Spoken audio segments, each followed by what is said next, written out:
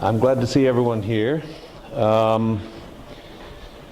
This crisis seems to me has come out of nowhere, but at the same time I think it hasn't come out of nowhere, and I'll explain that in a little bit.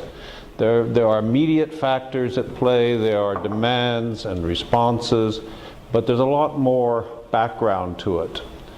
I first started studying the Gulf more years and decades than I care to remember. And at the time that I first went out to the Gulf in the early 70s, these were fledgling states. They were just finding their way. You had populations that, for the most part, were not educated, not traveled, and a lot of that has changed. But one thing that has not changed is that rulers and ruling families pretty much act the same way, and they've been stubbornly resistant to any effective change, and I think this is one of the results of it.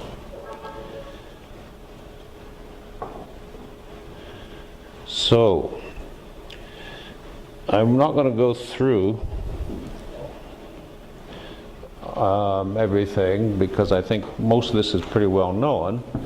You know, it all started with a seemingly innocuous incident, the remarks by the Emir of Qatar at a military graduation ceremony. Did he say them?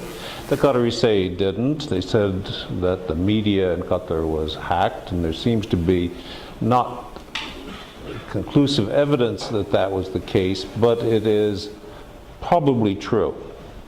So it seems to be more of a pretext than anything else to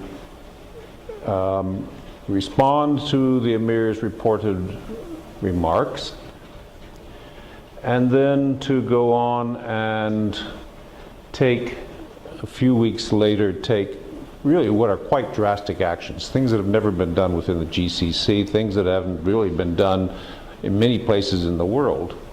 And over what? Well, the quartet, as the four countries, Saudi Arabia, UAE, Bahrain, and Egypt are now called, had specific grievances, but they also couched this in the first few weeks in a more general sense. And it took a while, with a little prompting from the US, to come up with these 13 demands. Why 13? I don't know. The important ones, it seems to me, are the first three.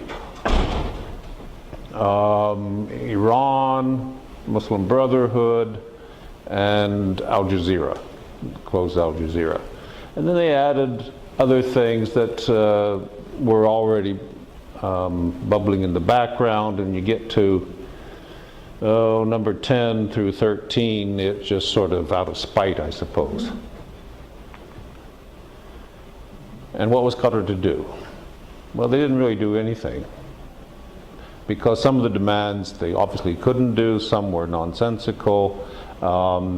They sort of bided their time, and even though there was a deadline, they gave a response, which was more of a non-response. So the response of, the counter-response of the quartet was the 6 principles. Now, I don't think that these supersede the 13 demands, and as you can see, they're really more vague. They're ideals that they would like to see happen. And they don't really go back to many of the points in the original 13 demands. But they do mention the Riyadh Agreement of 2013 and then the supplement agreement of the following year, which is kind of at the heart of it, and I'll get back to that in a moment. Nothing has really happened since then. You come down to a few weeks ago, there was a phone call from the Emir of Qatar to Mohammed bin Salman, the heir apparent of Saudi Arabia, and the Saudis got a little ticked off the way the Qataris had described it, and that was that. So nothing has happened of any note since then, apart from calling each other names, and things continue.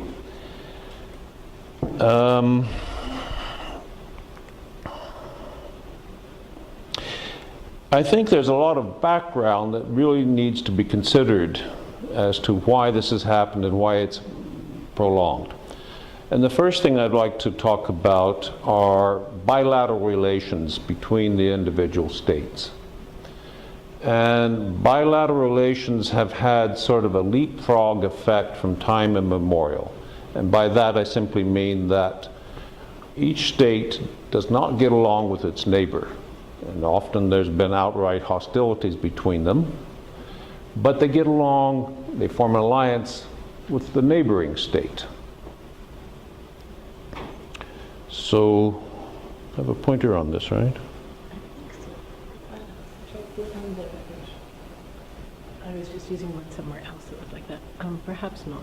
No, this one might not have it. Okay. So a gesture. A gesture, a sweeping gesture, as you can see. If you go up and down the Gulf, you'll see this. Kuwait hasn't gotten along with Iraq, as we all know. And Kuwait and Saudi Arabia is kind of there's equilibrium there, but the Kuwaitis have a long memory. 2/3 of their territory was ceded to Saudi Arabia in the 1920s, and there was a the Saudis blockaded Kuwait in the 20s and the 30s, and they also have been nervous about, well, Saudi Arabia is a much bigger country than Kuwait, so you don't want to get too close for fear of suffocation. Bahrain and Qatar have a long history of enmity. The ruling family of Bahrain, the Al Khalifa, came to Bahrain, conquered Bahrain from their base in Qatar, and they still have kind of quiescent claims to certain parts of Qatar. And as is the case, has been the case up and down the Gulf, boundary disputes. These islands, the Hawar Islands, it's hard to see on this map, but they're right off the coast of Qatar. They were given to Bahrain by a British official in the 1930s, and Qatar has fought that ever since and finally gave up when the World Court ruled in Bahrain's favor. But there's also been disputes over sort of reefs in the Gulf that are only apparent at low tide. And part of this, of course, is the fact that, as you can see, all these oil fields extend from underground to under the sea, and the more territory you can claim, the larger is your territorial waters, and therefore you have more potential riches.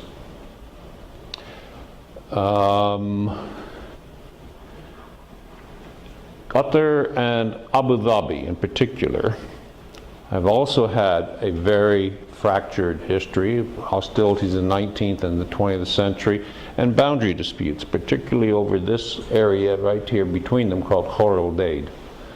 And that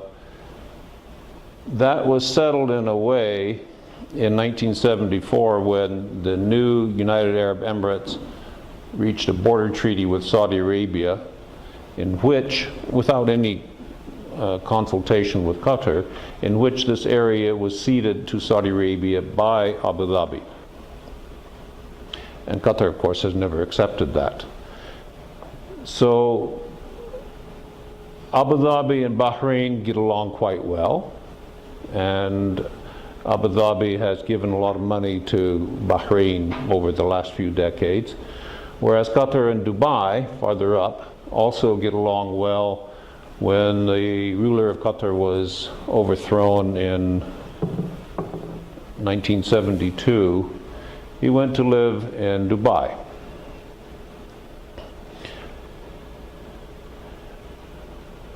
Now, the other thing is that Saudi Arabia, of course, in the 19th century, they tended to invade the smaller states. 20th century, they didn't do that because the British were protecting them. But as you can see from all of these squiggly lines, there's been no consensus over borders. And that most borders have been settled in the Arabian Peninsula. But as I said, this 1974 treaty, which defined the UAE up to here, Even the UAE doesn't like it now. And they've been trying to restart border talks. And Qatar also, this was one of their claims down here, and Saudi Arabia says, no, it's up there. Qatar has a claim to the Khor and these border disputes continue to cause problems. In 1992, there was a skirmish between Saudi and Qatari border guards, and 2 Qatari guards were killed. So,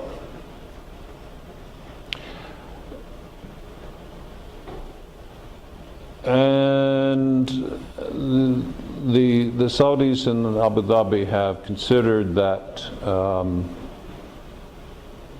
Qatar is too close to Iran. Well, one reason for this is that gas field, one of the largest gas fields in the world, and it's shared between Qatar and Iran. And the Qataris are not going to upset the Iranians because that's where they get their money. That's what their prosperity is based on. And I might also add that even though Saudi Arabia and the UAE are leading this Gulf antipathy to Iran, Qatar is more balanced on it, and Dubai has always had good relations with Iran because of trade. Dubai is the entrepreneur of the Gulf, and they do a lot of trade with Iran, and they continue to do so even though the United Arab Emirates as a entity is opposed to Iran over 3 islands in the Gulf that were seized by Iran when the British withdrew in 1971. And Dubai tries to keep quiet on that. And I might also add that Oman's relations with Iran have always been correct throughout the revolution and afterwards. The next point I would like to bring out is that personalities are involved. We have rulers and ruling families, and they actually run the states. And therefore, you need to keep abreast of what clashes are between personalities, who is strong, who is weak, who is amenable, who is ambitious. So let me just make a few remarks, beginning with Qatar. Hamid was the ruler from 1972 to 1995. He should have succeeded Ali as ruler in 1960, but that side of the family cheated. So he actually ran the state, but he was not the ruler. The ruler was Ali's son, Ahmed. Until 1972, Ahmed never really was interested in being ruler, and in fact, he never came back to the country during its independence celebrations in 1971. So when he was out of the country hunting somewhere, Hamid took over. And he was a very competent ruler, but he was conservative, closed in Qatar, it did its own business. He ran all development right out of his own office. And he did that for decades until his son, Khalifa, got a little impatient and thought he wasn't giving Qatar its due in the world. And he overthrew his father. And this was the last time that a coup has succeeded in the Gulf. From the 70s onward, coups were anathema to Gulf rulers. I mean, you know, you have one coup, who knows where it's going to spread. And when Khalifa overthrew Hamid, Saudi Arabia and Abu Dhabi hosted the ex-ruler Hamid, the father, and there were charges that they were trying to mount a counter coup to put him back on the throne. And why was this? Well, Khalifa tried an entirely different approach in both domestic policy and in foreign affairs. Domestic policy, he liberalized. We're talking in a relative sense, but for example, he abolished the Ministry of Information, which, if you've been anywhere in the Arab world, you know how much they rely upon ministries of information to, well, they're actually ministries of disinformation, but you get the idea. Khalifa also started a more robust foreign policy, more regional ties, more activism outside of Qatar, and that upset the Saudis. And he also, famously or infamously, depending upon how you look at it, he started Al Jazeera. And that got everybody's dander up, except for the Qataris, because it never says anything about Qatar. So there was a lot of antipathy over the years to Khalifa, and he finally got tired of ruling. He retired. You don't see that very often. He handed over to his second son. The first son he decided wasn't going to be a good heir apparent, so he replaced him with Tamim, who is, I think, in his early 30s now. And Tamim has been the ruler of Qatar for 4 years. Presumably the Saudis and Abu Dhabi think that he is weak and they can push him around and they can get things out of him. And if they manage somehow to get rid of him, they will also get rid of his father, because they charge that his father is still pulling the strings, which may or may not be true. And one of the ways in which you get rid of Tamim, I mean, you count on a popular or a family uprising, and so they've gone to this guy Abdullah, son of the emir who was deposed in 1972. They brought him out into the open. Nobody had heard of Abdullah. He was a businessman. He had no connection to politics, but he's being feted in Riyadh and Abu Dhabi. And recently they've found another member of the Al Thani family named Sultan bin Suhaim. I haven't looked up who he is. He's a nobody, basically.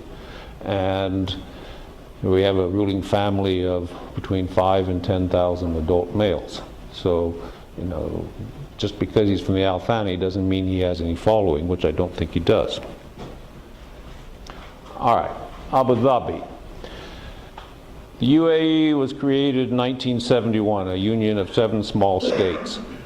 And it was the product of Sheikh Zayed of Abu Dhabi and Sheikh Rashid of Dubai, who were founders of the state and very much respected for it. And Zayed served as the president because he was the ruler of Abu Dhabi, the richest state. And the second most important state was Dubai, so Rashid was the vice president and prime minister, and that lasted until their deaths. When Zayed died, his eldest son, Khalifa, the succession in the Gulf can happen in many different ways, and primogeniture, as was the case in Europe, it sometimes occurs and sometimes doesn't. In this case, it did occur. Khalifa has a weak personality, and he suffered a stroke some years ago, and he's really out of the picture. He's still around, we don't know how much longer. But ever since he succeeded, another son of Sheikh Zayed, Mohammed, became the heir apparent in Abu Dhabi, but the real ruler of Abu Dhabi, and therefore the real ruler of the UAE. And I bring in Dubai because these are neighboring states, right? They never got along. They fought a border war as late as 1948. And joining in this union doesn't mean that everything was unified. The military organizations were separate until well after the union was conceived. And the two Mohammeds, Mohammed bin Zayed and Mohammed bin Rashid, never got along. For many years they wouldn't even speak to each other, and that's kind of changed. But when we speak of the UAE taking action, we're really talking about Abu Dhabi. And if we're talking about Abu Dhabi, we're really talking about Sheikh Mohammed. And Sheikh Mohammed bin Rashid of Dubai tries to keep out of it as much as possible. And that takes us to Saudi Arabia. Salman became king 2.5 years ago. And he is undoubtedly the last of the sons of Abdulaziz to assume the kingship. Let's see, we had Saud, and Faisal, and Khalid, and Fahad, and Abdullah, and Salman. And they've already made the decision to go to the next generation, the grandsons of Abdulaziz. And the question was, who? When Salman assumed the throne, the new heir apparent was Mohammed bin Nayef, his nephew. And of course, it wasn't that long ago that Salman's very ambitious young son, Mohammed, apparently engineered the deposition of Mohammed bin Nayef and got himself named heir apparent. Why this son? Salman has lots of sons. I've only noted some of the more prominent ones. Sultan, for example, was the first Arab astronaut. He's the head of the Commission for Tourism and Antiquities. Abdulaziz has been in the oil ministry for years. He was promoted to Minister of State for Energy. Faisal did a PhD at Oxford, ran the media empire of the family, the immediate family, and is now the governor of Al Medina. Mohammed is the son of Salman's youngest wife, and apparently his father dotes on him in probably the same way that King Fahd doted upon his son Abdulaziz, traveled with him everywhere. Mohammed has a lot more capability than Abdulaziz has, and he's shown that. Unfortunately, because he's not that well educated, because he has no government experience before his father became king, many people would say, he's led the country into reckless endeavors. The war in Yemen is a big case. The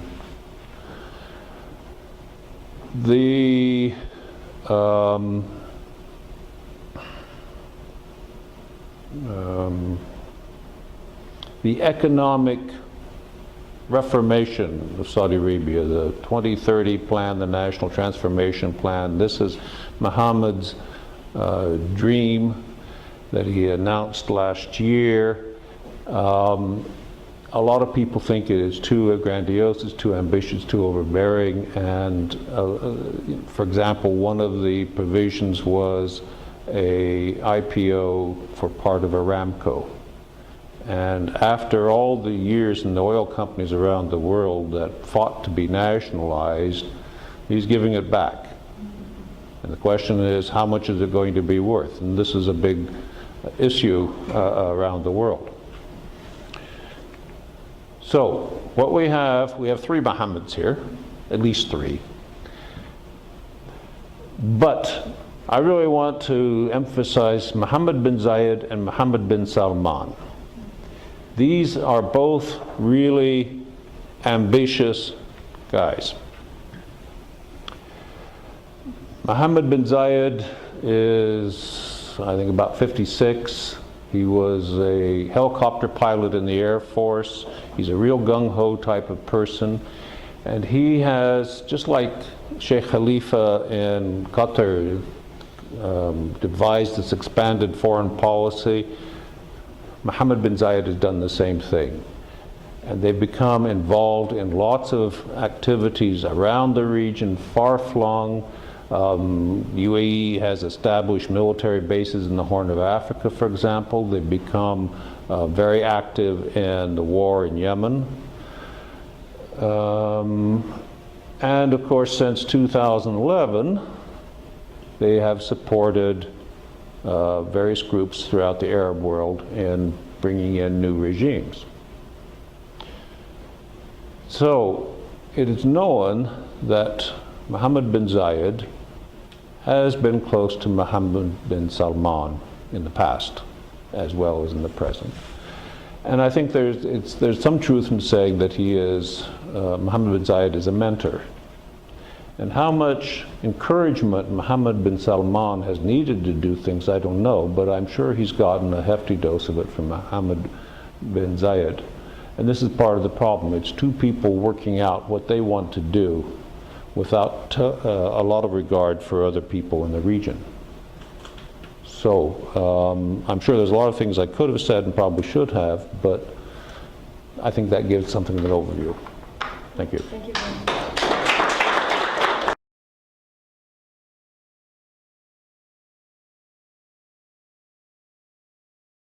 Okay, so obviously I'm going to talk about the Gulf states' intervention in Yemen. So really I want to do two things, kind of set up how there were problems in Yemen that led the Gulf states to intervene, and more importantly, end up turning Yemen into what's now called the world's worst humanitarian crisis. And as I was preparing this, someone said to me, you know, they might not know where Yemen is. And I said, really? And then someone pointed out, well, that the president had some difficulty knowing where Puerto Rico was located. And so I said, well, yes, it could happen that they won't know. So John already helped you out quite a bit here. But here you have, there's Saudi Arabia and the Arabian Peninsula, and there we have Yemen sort of in the southwest corner, also seen here kind of more in a larger format.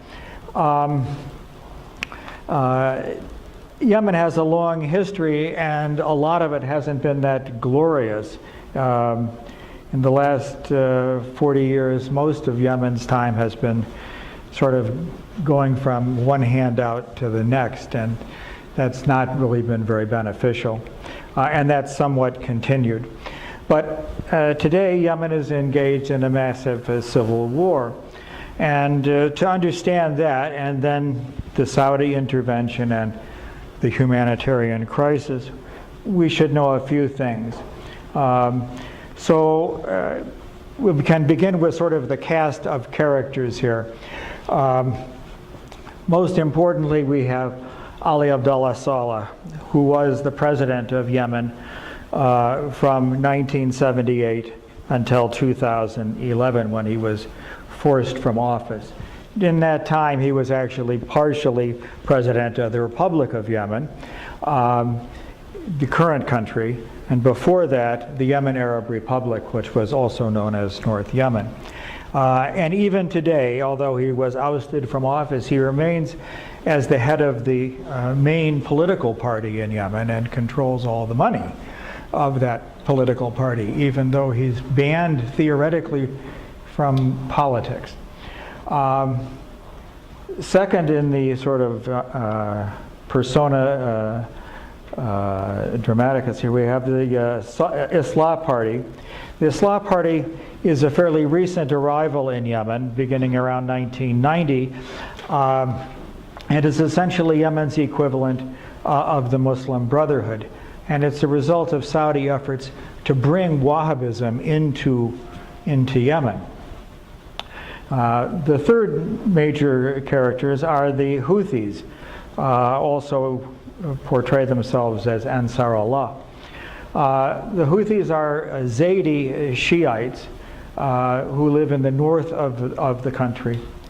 Zaydism is a very early form of Shia Islam and is theologically very similar to Sunni Islam. And for most of history, of Yemen's history, the Zaydis and the Sunni got along relatively well, although the Zaydis did control most of the important political offices. But once unification came in 1990, unification between North and South Yemen, the Zaydis were increasingly marginalized. And beginning in 2004, fought 6 different wars with the Yemen government, each ending in kind of a stalemate. The purpose of the wars is pretty unclear, although there are a lot of political elements there. And the last important character is Abdul Rabu Mansur Hadi. He was the vice president under Ali Abdullah Saleh. When Saleh was forced to step down from office, Hadi became the president. Then they held an election and he was elected. And very shortly afterwards was driven, literally driven from office. So, what led up to the current civil war with these important characters? In 2011, the Arab Spring reached Yemen. Protesters on both the side of Ali Abdullah Saleh and those seeking to get rid of him occupied most of the capital, Sana'a, for a year, building tent cities in the middle of streets and setting up their own security forces and meal distribution systems and whatever. It was all kind of dramatic and very interesting. Finally, Saleh was, I guess, saw the writing on the wall. He was forced to sign a pledge that he would abdicate. For signing that, he was promised that he wouldn't be prosecuted, most importantly, for many of his various crimes. Right? And he was allowed to retain party leadership, as I said previously. Hadi then became the president, and to resolve the disputes between the varying parties, Arab Spring forces, a national dialogue was held. The national dialogue was supposed to run for about a year. It went nearly 2 years. They weren't able to reach any kind of an accord after all this time. And so Hadi was left as the president, but in a very weakened position. And shortly after, the Houthis, seeing that they were being closed out of positions in government, launched what became essentially their seventh and by far most successful war against the central government, actually capturing the capital and then pushing further south, beginning in late 2014, excuse me. They reached nearly as far south as Aden on the Arabian Gulf. Hadi, driven from office, fled to Saudi Arabia. Saleh, still sitting in Sana'a, was quietly behind the scenes manipulating. The Saudis claimed that Saleh was the legitimate ruler of Yemen. There is a question about this. Hadi had at one time said he resigned, and then a few days later said, well, I didn't really mean to say that. And whatever documents I signed, well, they didn't really count. And so he wanted back in. I don't know, it could happen here too, I think. Anyway, in March 2015, the Saudi coalition, primarily the Saudis, began bombing it with the intention of restoring Hadi to office. Right? What were the Saudis really up to in all of this? Well, John, I'm sure, knows more about this than I do, but at least my view is fairly simple. One, the Saudis were fearful that these Zayed Shiites were being influenced by Iran. Right? There isn't really good evidence for this. It's a lot of talk. And many of the military people that I know in Yemen say, oh, yes, the Iranians are everywhere. But no one's seen them. So even though, I mean, they are my friends and I listen to them, I'm skeptical about this. What seems to be the case is that the Iranians have provided some advisors to the Houthi forces, but they're not Iranians. They're people that they got from Afghanistan and Pakistan, and they've brought them as the advisors. So there's really not much of a footprint of Iran. But as we know in the United States, if you say Iran, you know right away, I mean, these are bad characters, right? I think the president would say they're bad dudes, but right. Oh, that's right, hombre, right. Yes, okay. So we know that they're bad, and the Saudis say, well, yes, they're there and they're influencing what's going on.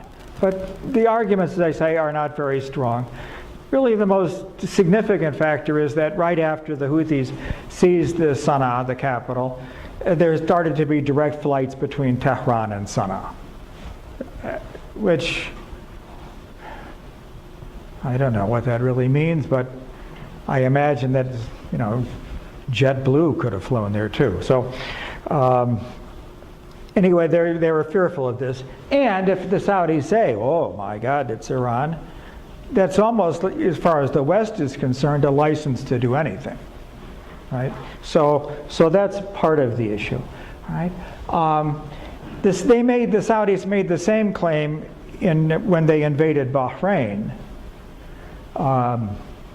also claiming that the majority Shiite population of Bahrain was heavily influenced by Iran, but there's not much evidence of that.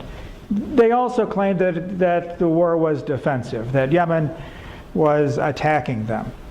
Well, true, there were some border incursions, but really, I mean, it's Yemen versus Saudi Arabia armed by the United States. I mean, you know, and the Saudi Arabia has Raytheon sitting right on the border with Yemen, firing Patriot missiles.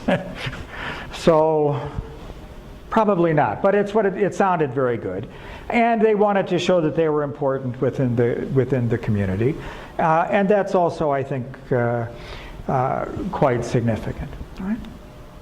And finally, as I moved away, really, the Saudis want to control their whole area. They're fearful of incursions, right?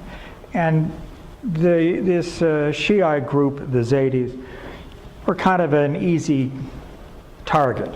For many years, the Saudis supported the Zaydis when they ruled Yemen. But after 1979, you may recall in 1979, there was a big attack on the Grand Mosque in Mecca that involved, among others, Zaydi Shiites from Yemen.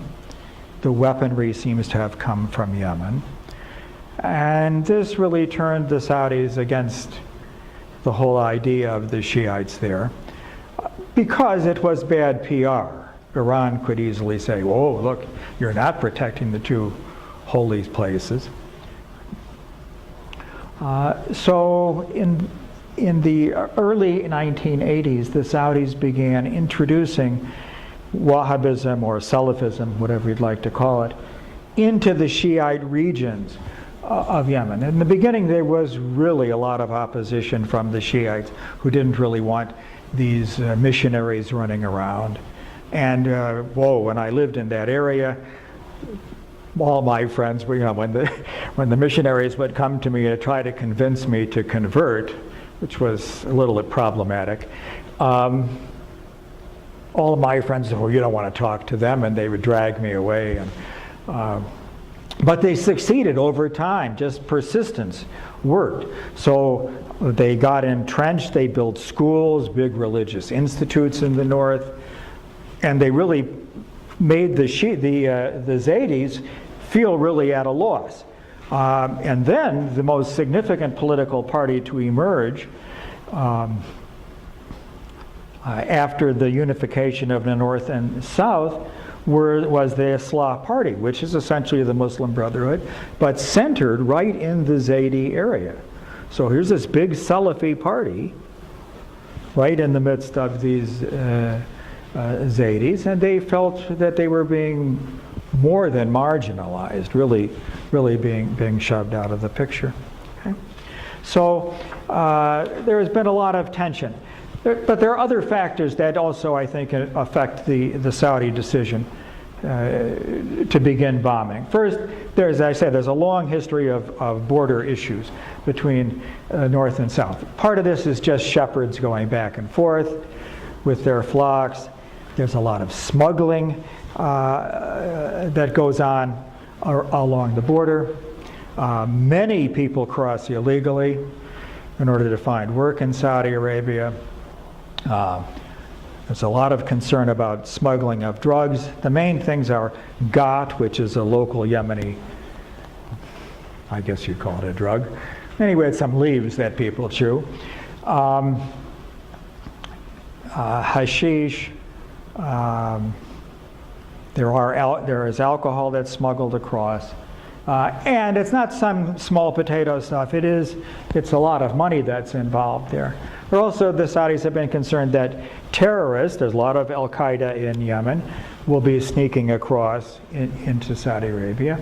And that other kinds of, what are those, bad hombres, will be crossing over. The Saudis have responded somewhat ineffectively. They have a border guard, and they've bolstered that now with military units. And they also built a wall. Not the fancy wall that we're going to have. This is a wall that's it's about 10 feet high, which I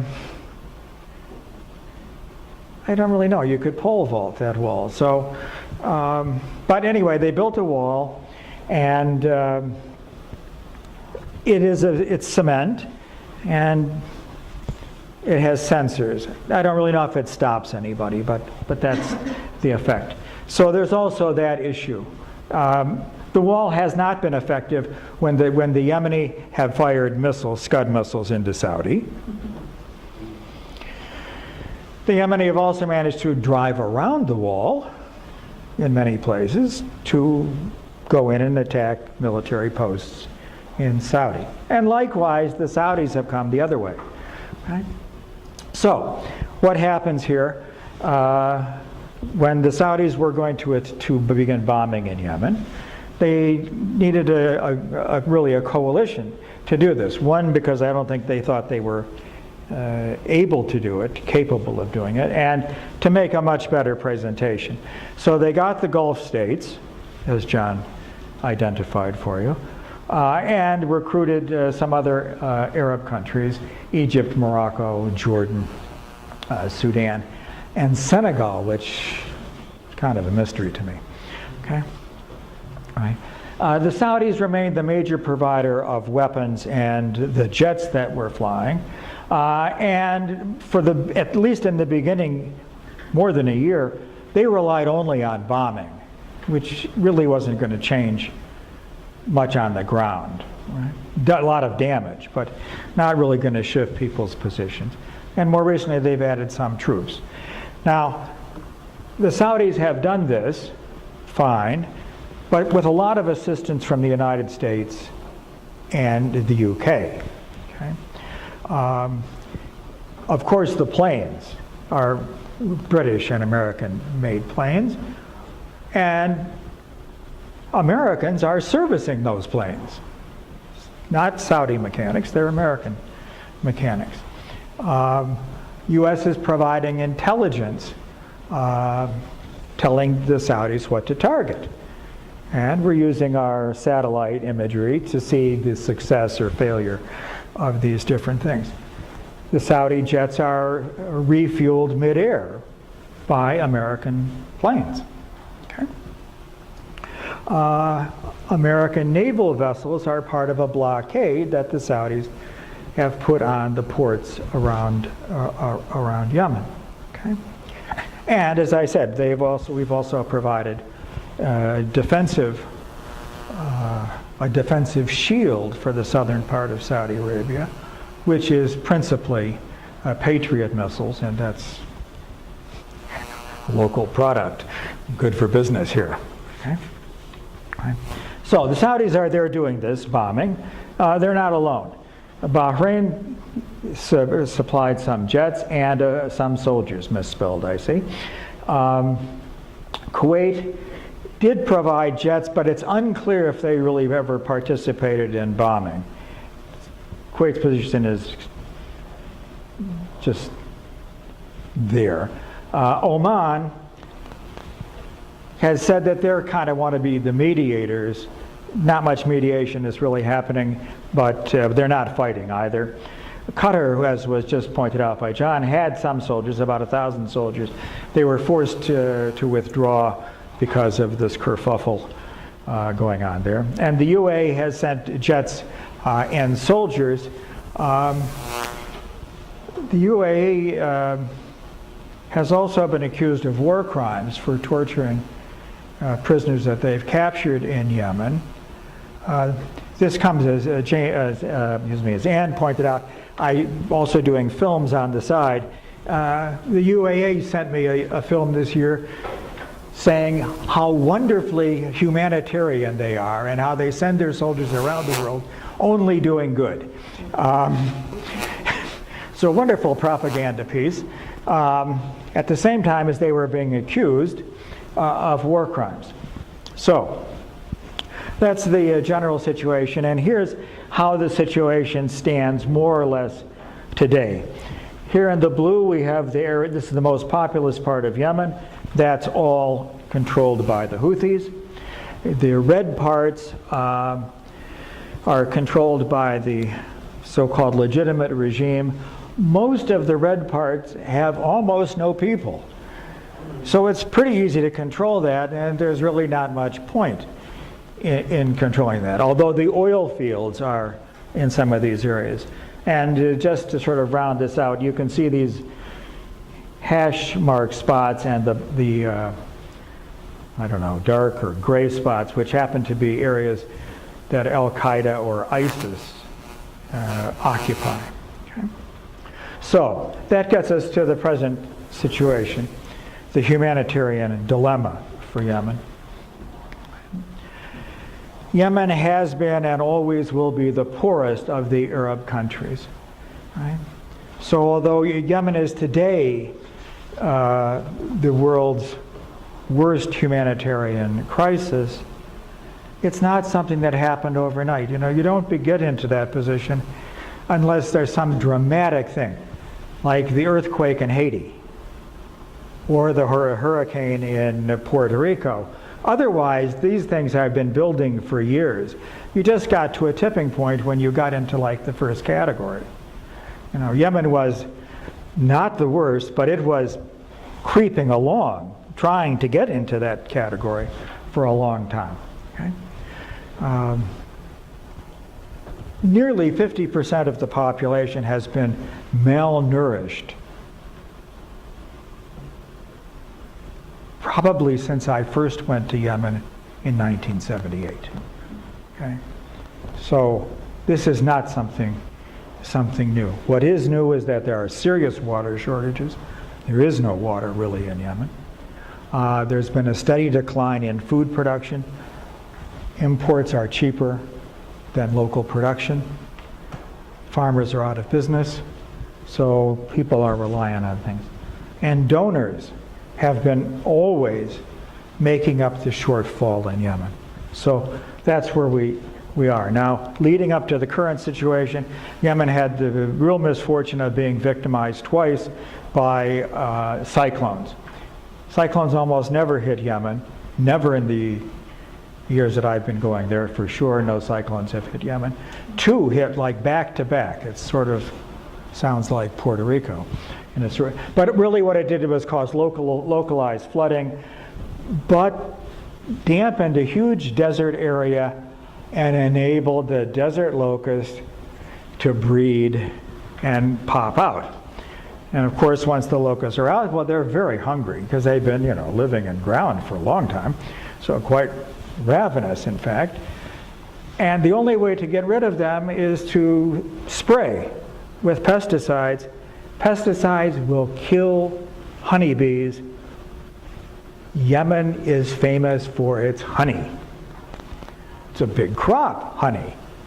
If you kill all the bees, the show is over. So that added to kind of the problem. Right? So now we have a humanitarian crisis, and food is the big issue. Yemen, it was an agricultural country. Probably until 1900 they were even self-sufficient. But there were pretty large imports of food recorded beginning in at least the 1920s. And beginning in the 1970s, Western cereal crops, wheat in particular, killed the local market because it was so much cheaper than local farmers could produce. Today, 90% of all the food in Yemen is imported. And 25% of people are entirely reliant on imported stuff. Right? So really there isn't a food sector in Yemen anymore. Okay? Right. So here's the 10% that's being produced. It's primarily fresh vegetables, fruits, some fish, and some meat. Right? But everything else that's coming is being imported. The Saudis are bombing the farms. Okay. I think this can only be seen as punitive because the farms aren't that productive to begin with. The main crop in Yemen is ghat, which is a leaf that has no market value outside of Yemen, essentially. They're using cluster bombs, American-made cluster bombs, also British-made cluster bombs. Cluster bombs have an indefinite shelf life. Once the bomb is in the ground, anybody who finds it will lose an arm or a leg or whatever. Right? And I know that it might sound kind of cluster bombs cause amputations every day in Laos. Those were dropped during the Vietnam War. They're still happening today. Right? So this is really, I think, just punitive. Right? That's my editorial view, let's say. Okay? Yemen also has a serious water crisis. Right? So it has been predicted for several years that Yemen will be the first world capital to run out of water. If it's not run out, it'll be awfully close. There's serious health issues, and of course, if you have a food shortage and water shortage, you have people susceptible to disease. There is no sanitation in most cities because they've been bombed. So the water is contaminated. Garbage has not been collected for probably over a year in most places, but at least we can say 9 or 10 months. Part of the reason it's not been collected, there's no place for it to go, and the workers have not been paid for probably a year. So there it accumulates. Other important health issues, partly because I have to be involved in them. Right, a lot of people suffering from diabetes. It's hard to get insulin, and there are thousands of people who rely on dialysis. The machines are dying. The chemicals that are used in dialysis aren't available, and there's no place to go. Right?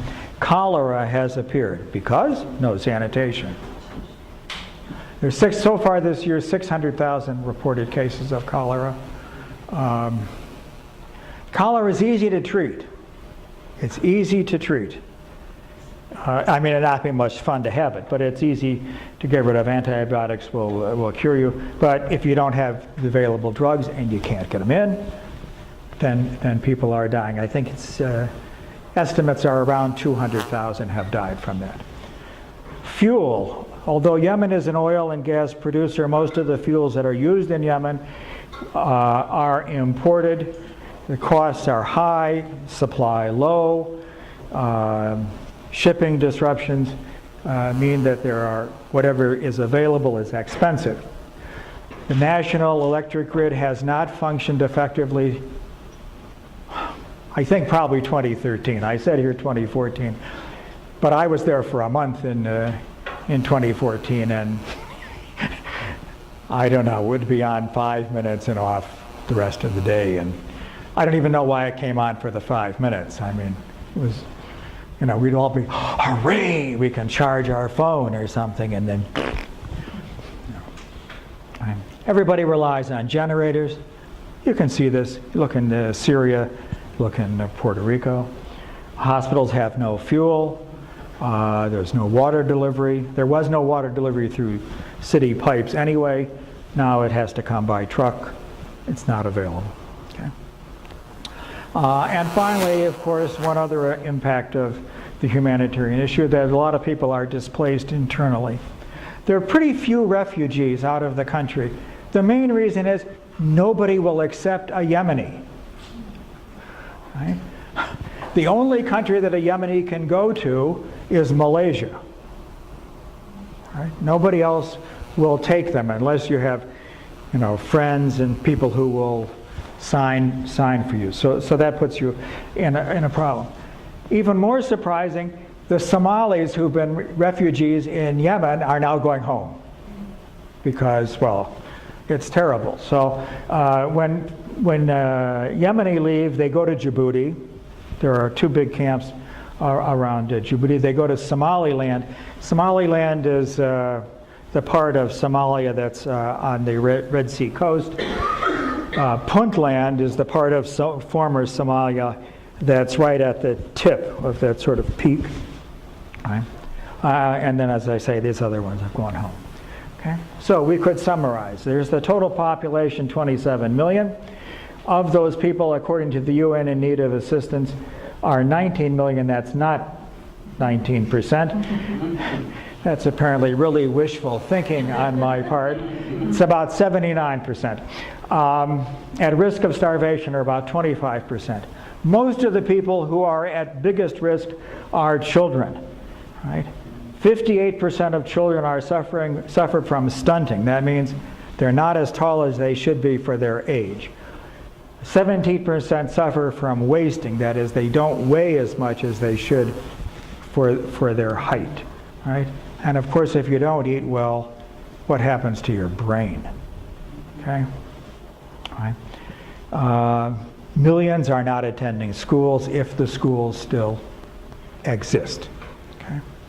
So that's altogether bad. All right. Now we have the last issue, which is about help. All right. Yemen has been going from donor conference to donor conference for decades. And people rightly get tired, and there's other issues. Other places have problems. There's a lot of competition for donor money. Right? And Yemen isn't sexy. So it's really not, it's not going to leap out there and people will say, oh yeah, let's get our name associated with giving to Yemen. So in the last donor conference, they got about $1.1 billion, which is a shortfall of 1.4. Even when countries pledge money in conferences, a lot of times they don't give it.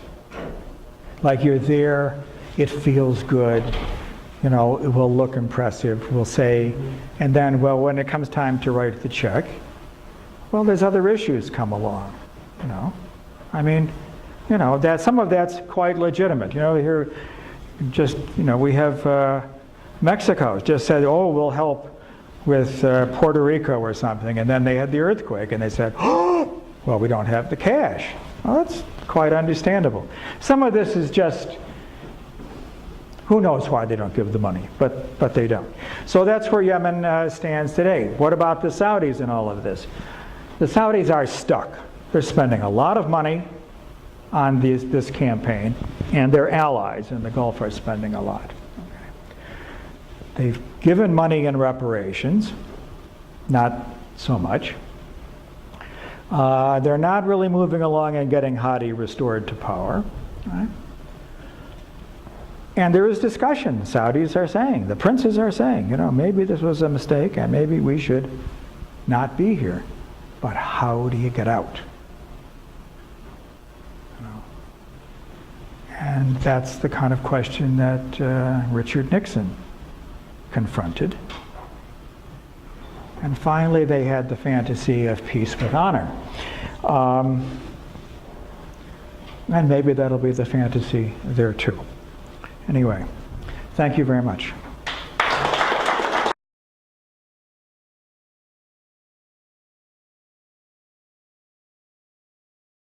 Sort of open up a conversation where we can go to Syria, where we can go to the thorny topic of competing versions of political Islam in the region, and larger questions of Middle Eastern modernity that are being played out in the conflict. And I'm going to focus, first of all, I'm going to focus particularly on Qatar and the Emirates as a point of contrast.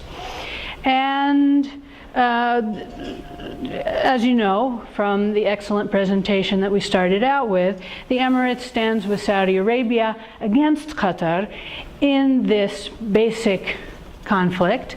But I want to look at how both the Emirates and Qatar project both soft and hard power and are articulating particular notions of cultural modernity that are clashing. They are clashing, and that is the underlying cause, I would submit to you, of this particular crisis in which Saudi Arabia, along with the Emirates, but also Bahrain and Egypt, importantly, have attempted to cut Qatar off and out, including by means of siege. So I want to look at the, and again, think of this as an opening of a conversation. I want to start with, by introducing, or reintroducing to some of you, a theoretical work by a Palestinian critical scholar from the 1980s called Neo-Patriarchy, a theory of distorted change in Arab society. Amongst ourselves around here, we police ourselves when we talk about modernity, so we don't talk about it very much, but I think it is useful to talk about. And when we talk about Sharabi, who wrote in the 1980s, he was introducing a theory that was very large and overarching and sounded as if it was accusing Arab society in general of, well, in fact, he did do this, of having a distorted modernity, as if there was such a thing as an authentic modernity, okay? And for that reason, we haven't used him. So I'm crossing out, for our purposes here today, the word distorted with all the value judgments that go with that. And think about this framework of neo-patriarchy. Neo meaning modern, referring to modernity, and patriarchy referring to sort of traditional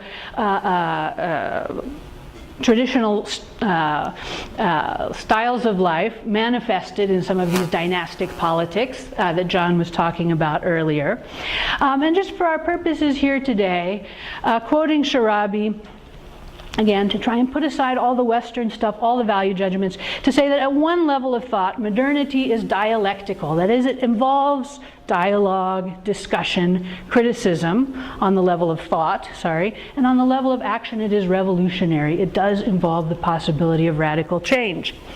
On the patriarchy side, and Sharabi, I love his discussion of this, that in fact traditional patriarchy is monologic.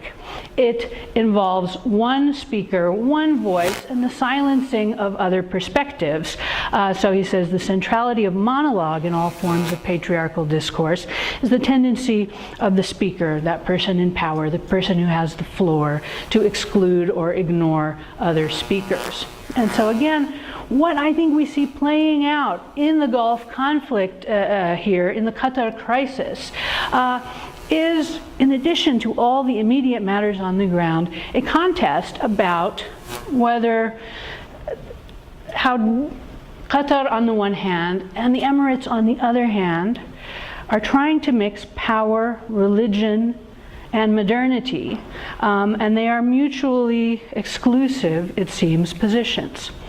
So, a lot of this work, or a lot of these thoughts, come from work that has been done by our own graduate students. And so I'm referring to work by David Callan, which he defended here as a dissertation in 2015, where he looked at sports particularly, and the investment in sports culture in the UAE and in Qatar, to look at the different styles of how these two small nations were able to bat or fight way above their weight, to mix a sports metaphor, and how they were investing in global level sports infrastructure and events in order to develop a distinct global identity, to create interdependence, to brand themselves, if you will.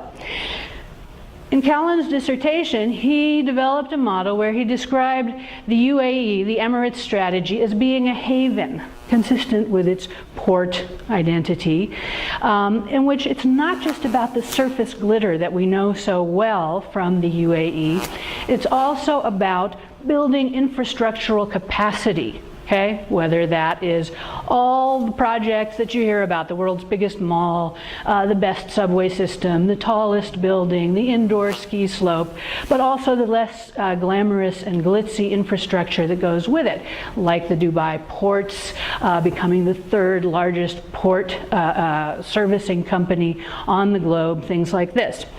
This notion of a haven, which he developed by looking at sports investment, involves bringing people in, changing the landscape, creating an infrastructure that is good for hosting a variety of different types of activities. So in the wonderful up-to-date, most modern Dubai airport, you're very likely to run into celebrity chefs or Venus or Serena who are in playing a tennis competition or what have you. It's an infrastructure for diversification, tourism, hosting. One particular point that David made was that there are now 143 golf courses in Dubai. High prestige projects designed for bringing in cultural elites and business people, the secret site of business deals and things like this. Elaborate infrastructures for those of you who know on tennis, racing, horse racing, car racing, and I'll never forget staying in the Yaz Island Hotel to be woken up by Formula One race cars running right under my window. It was very, very scary. Also, in the form of military capacity, you see that the Emirates is one of the key players in the Yemen conflict,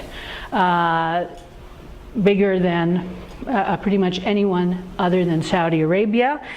And our own Minister of War, Minister of Defense, Defense Secretary Mattis has referred to the military infrastructure of the Emirates by saying they are like a little Sparta. They are nimble, they are tough, they are adaptable, they are a good addition to any coalition that you might have. And as we saw in the recently revealed email leaks of the UAE ambassador in Washington, they also invest heavily in Washington lobbying, diplomatic relations, all these kinds of things. And there's a picture down there, as part of the modern branding of the UAE, of the first Arab military fighter pilot, the pride of the UAE military, with her hijab underneath her military cap there. Okay, so that's one style. The Qatar style is very different, okay? And in his work, Callan, who now works for the US government, said that in contrast to the haven style of bringing people in and providing an infrastructure for lots of different types of activities, Qatar has what he called a broadcast model. And of course, the centerpiece of which is familiar to everybody, Al Jazeera. Coming in the aftermath of the 1995 coup, the Saudi ambassador, the former Saudi ambassador, dismissively and sneeringly referred to Qatar as 300 people and a television station. But of course, Al Jazeera really did revolutionize regional and indeed global broadcasting.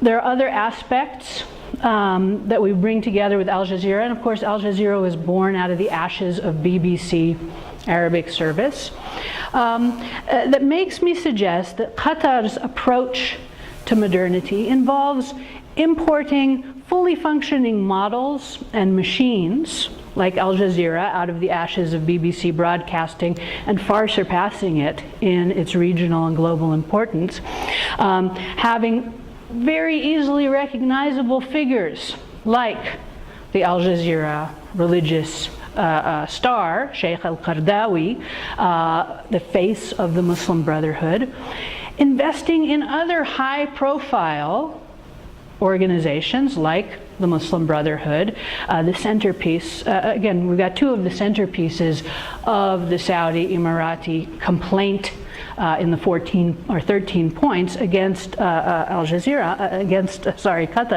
namely Al Jazeera, the Muslim Brotherhood. And you can see this broadcast model in other forms as well. So the Qatar Foundation, which sends Qatari money outside to cultivate soft power relations in places like Tucson, where it funds a number of local school programs, local sports teams. That's why we're also familiar with those Qatari sports jerseys. In keeping with this notion of less about having a flexible, open infrastructure for modern style tourism and projects and things like this, the Qataris are very heavily invested in big name, easy to identify things. So along with Qaradawi, of course, you have the infamous World Cup situation in which Qatar lobbied very hard to get the World Cup. And as with all these things, by focusing on developing relationships with high-profile, easily identifiable entities as part of its brand, gets a lot of trouble for this. Everyone hated Al Jazeera. Everyone hates the Muslim Brotherhood today. The World Cup has been nothing but trouble for Qatar, and it's a very distinct strategy and style. And to this I would add, since I work on Syria, Qatar, again, makes itself very public, makes itself very organized in places like Syria. So right now, as I'm following the war in Syria on the ground in the eastern suburbs of Damascus, Qatar is probably the most consistent and, at this particular moment, funder of the opposition. It is a big player on the ground right now through its investment in the Al-Rahman brigades in Syria. And I don't know if I can show you this, but I wanted to try and show you a video of what the Faylaq al-Rahman, this, everybody knows this is Qatar. People say, Faylaq al-Rahman, it's Qatar. Just yesterday, they are playing powerfully in Syria. They work on, they are some of the most ambitious tunnel builders as the war in Syria in the suburbs of Damascus goes underground. The Qatari-sponsored Faylaq al-Rahman cannot be played, is one of the main tunnel builders, controls one of the main economic tunnels that is now one of the lifelines of the rebellion in Syria. And they are doing very high-profile, interesting things. The video I wanted to show you here, which I can't show you, actually shows a major operation in which they have bombed a large tunnel underneath the city of Damascus, causing a huge, very impressive explosion. They are out there, they are in the public. So I'm trying to describe two different and contrasting styles, and I've lost my PowerPoint here. Sorry, I might need help getting back here, people. There it is, okay. So what I wanted to show you, again, was this quite impressive, explosive display in which an entire neighborhood, several hundred meters, is blown into the sky. And it is consistent with that Qatari style of being a very small country that projects its brand and its image very publicly, very much attracting local attention and global attention and opprobrium. So the conversation that I want to start with my concluding thoughts here is that one way to try and fill in the background underneath this puzzling, frustrating conflict in which there are really no good actors is a clash of two very real modernities, two very real approaches represented by Qatar in its broadcasting mode and the Emirates in its haven mode. The thing that we didn't really talk about, but comes up through the Muslim Brotherhood, through the Faylaq al-Rahman, through Al Jazeera and Qaradawi, and is manifest also in support for the Islah Party and the Houthis in Yemen, is that Qatari modernity, and this is handled in another PhD dissertation that some of you are more familiar with than I am, by Ahmed Meiloud on Sunni ulama and their maqasid politics. We'll go into that later. A modernity that really is invested in creating machines of modernist rational Islam, that really engages with political Islam, versus the Emirati model, when little Sparta fights in Libya, when it fights in Yemen, when it fights in Africa or founds military bases or whatever, it is fighting for secularism. Okay? It is playing nice with the global powers. It is a reliable partner in the American-Saudi enterprise.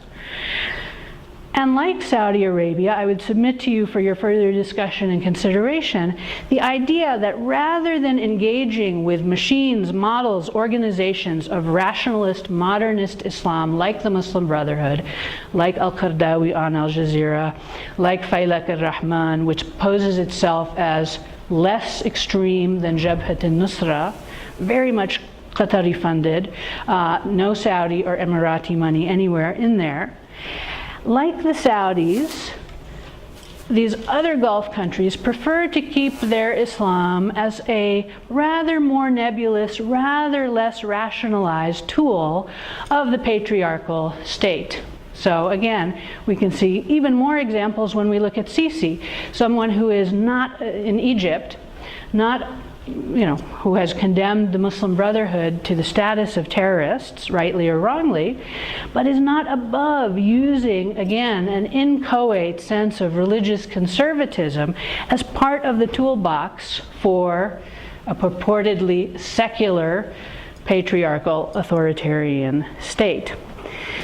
So in weighing this together, it looks to me like the Qatari model that is spawning so much opprobrium in the world is actually because it is actually including political Islam in its broadcast model of soft power in the world. Whereas the prevailing and hegemonic approach, represented by Saudi Arabia and the Emirates, is to say we would prefer to keep our Islam in a more nebulous, easily manipulated form, et cetera, et cetera. And my last observation, which I already skipped over, is that as we've reached a stalemate in the Qatar and Gulf crisis, the Qataris effectively, in the opinion of James Dorsey, another sports writer who looks at Gulf politics, the Qataris, in the midst of their siege, in the midst of this stalemate, not only did they not shut down Al Jazeera and do all the other 14 demands, they also spent $476 million, more than double what the much larger Emirati sports infrastructure paid, to sign the Brazilian football star Neymar to their Paris Saint-Germain football club, which to us in academia means almost nothing. But in the world in which these soft power sports issues are being negotiated, was basically giving the finger back to Saudi Arabia, and particularly the Emirates, whose last European football acquisition for their Manchester team was only $200 million. The Qataris, a much smaller country, said, yeah, we're going to do this for $476 million. Take that. So they continue to provoke, they continue to irritate, and I think this is my first step in trying to figure out what the underlying larger cultural issues are about. It's not just about Syria, it's not just about Yemen, it's about how Islam and modernity do or will not be permitted to work together. And don't mistake me for defending Qatar, but I do think it is an interesting perspective to consider. And so I invite your thoughts. Thank you.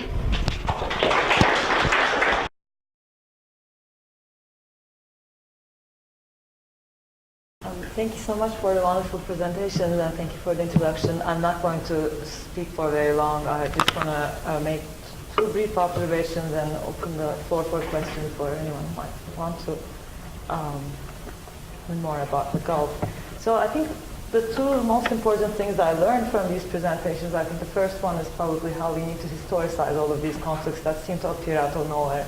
And the speakers all produced a lot of information, a lot of background on why the civil war is happening in Yemen right now, why the Arabian Peninsula seems to be divided between Qatar and the others, and what's the role of Syria in all of this. And all of these conflicts need to be historicized, but the dominant perspective that we're getting in the media rarely does this, so it's important for us to sort of ask deeper questions about how and why things erupt. And the second observation was, my second observation was that it seems like there is Saudi Arabia's crisis to hold on to some kind of regional power and regional domination. And this goes along with other kinds of rivalries, like the rivalries that Leila described, the rivalries between Qatar and the UAE. And how those rivalries around regional leadership cause a lot of these conflicts and might have a role in these conflicts. And of course, the other part of it is how Islam gets employed in all of these regional rivalries, and how, I guess, kind of the role that religion plays overall. And I think there hasn't been much critical reflection on all of these questions, so I think it's really important that we started this panel here and that we started the preliminary conversations on these. And I also have a very specific question about the role of, about the relationship between Yemen and Malaysia. This is something I've never heard before. I'm curious about why Yemenis go to Malaysia, or why Malaysia is the only country that actually takes Yemen. Okay. I'll open the floor for questions or for comments.